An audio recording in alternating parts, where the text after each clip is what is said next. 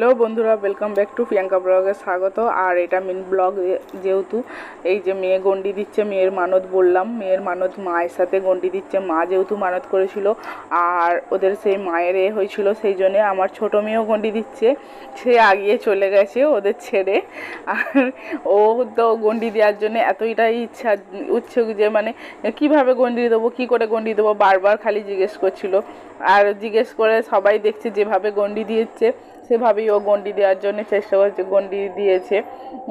আর ও একটুখানি করে উঠছে, একটুখানি করে যাচ্ছে, গিয়ে শুয়ে পড়ছে।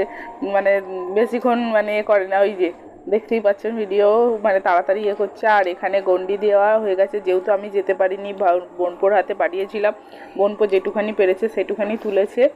আর এই তো আমার কাকিমা আকাশি শাড়ি পরে দাঁড়িয়ে আছে। আমাদের এখানে গন্ডি কাটার পরে ধুনো পড়া হয়। আর যে আমার বোনপো কুলবি খাচ্ছে। আর হচ্ছে